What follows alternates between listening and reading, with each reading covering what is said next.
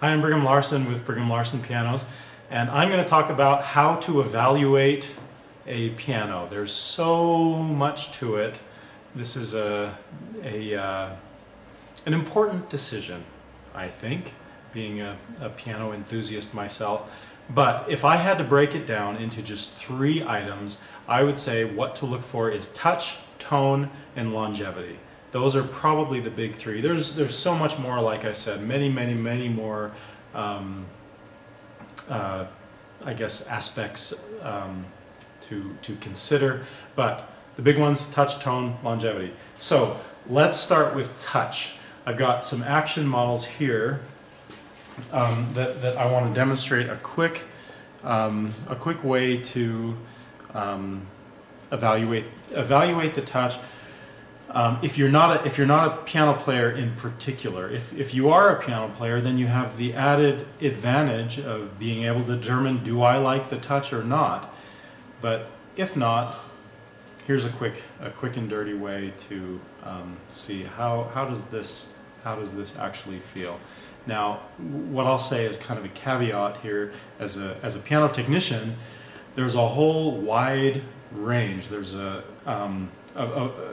wide range on a number of aspects of how a piano feels, as far as how heavy it feels, how deep you can depress the keys, how quickly it responds, those kinds of things. There's a wide range of what acceptable is.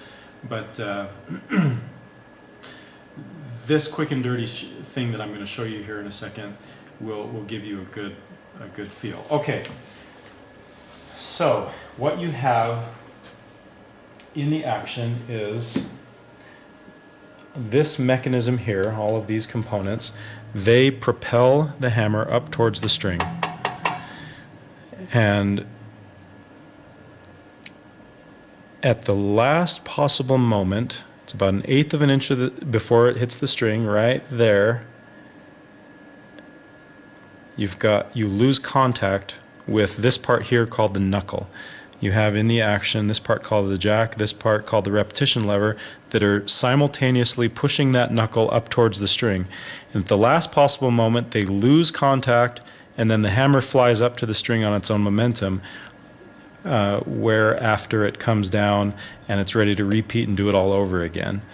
Okay, and that's, by the way, just as a quick side note, that's what makes a piano a piano. That's what in 1700 differentiated a harpsichord and other keyboard organ, other keyboard instruments from this new invention in 1700, the pianoforte, which means soft and loud. And this is the reason. This let-off is what that's called, or escapement is maybe a more technical term. Escapement is what differentiates this new instrument from the clavichord, the harpsichord, the organ, these previous keyboard instruments that could not be played both soft and loud. So all of that is essential, crucial, pivotal to the touch. So here's this trick that I keep mentioning.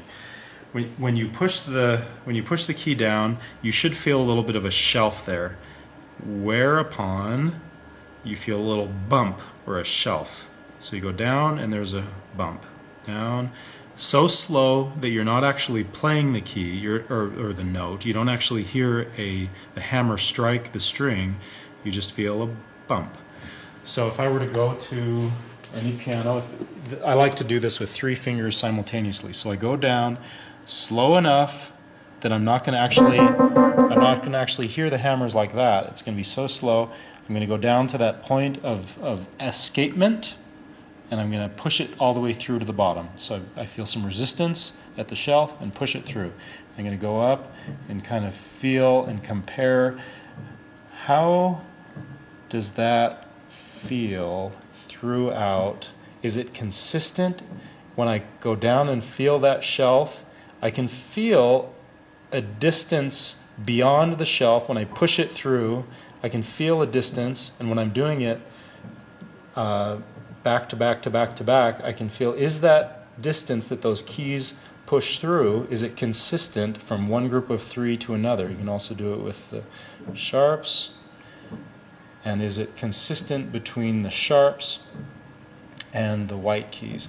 Okay, now this is really testing ultimately the regulation of the instrument, but it's a great place to start to determine is this a piano a good candidate from a touch standpoint. Okay, there's touch. Tone, again, ultimately when you play it, the piano needs to be pleasing to you. It needs to touch your soul, and that's the tone. As a general rule, the bigger the better, and I'll maybe demonstrate that here in a second. But there are kind of easy ways to sort of break it down and listen. So I'll show you that. Okay, so let's listen to this big one over here. This is a piano that I like very much. And where a piano like this, a big one, really differentiates itself from smaller grands, or definitely from smaller uprights, is the bass. There's a lot more to it. It has a richer transition from the bass to the tenor. The tenor and throughout the treble is more pure than on a lot of other pianos. But again, just a quick and dirty way to kind of test and see how is the tone on this. If it can be tricky, it can be kind of distracting to try and play it, and you're kind of focusing on your notes, and you're kind of focusing on the piece that you're playing, and it's hard to sort of simultaneously play that piece while you're evaluating the tone. So eliminate playing the piece and just listen. I like to do it with octaves in the bass. So that was just kind of an arbitrary choice. I just happened to pick the two lowest C sharps on this piano. So I'm listening for kind of the growl. Does it have that powerful, well, growl is the right word. Does it have that? Does it have sustain, or does it quickly decay? I want it to sustain forever.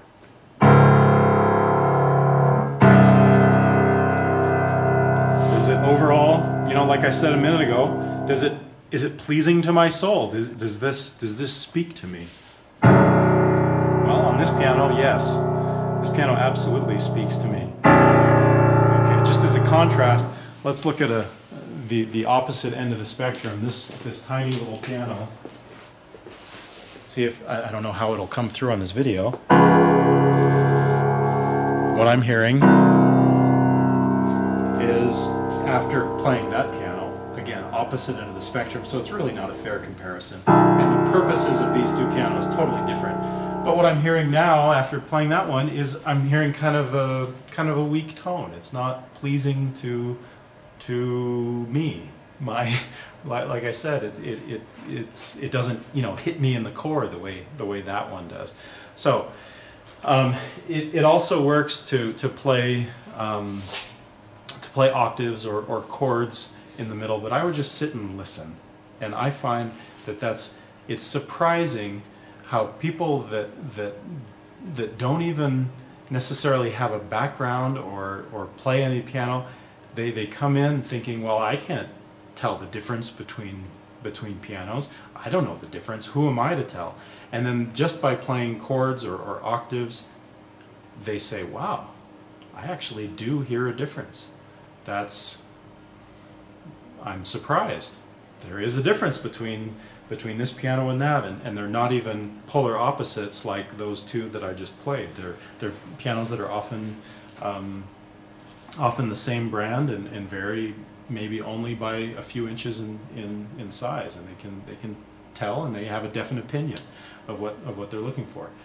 So don't discount your own, well, ears, but like I said, feeling. It hits you.